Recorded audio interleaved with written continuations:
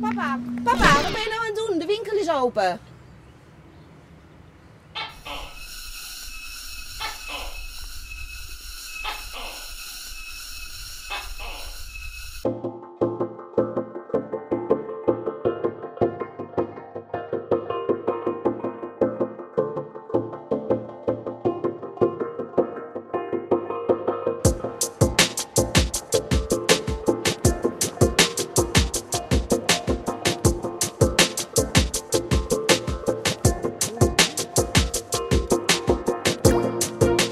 Tokoneba is een winkel in Indonesisch handwerk in Ede in het midden van Nederland.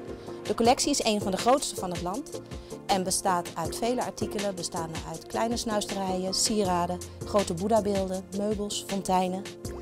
Jaarlijks wordt er ingekocht op Bali en Java, waarbij veel aandacht wordt besteed aan de kwaliteit van de artikelen, maar ook dat de makers en handelaren een goede prijs krijgen voor hun producten. Alle artikelen zijn dus Fairtrade.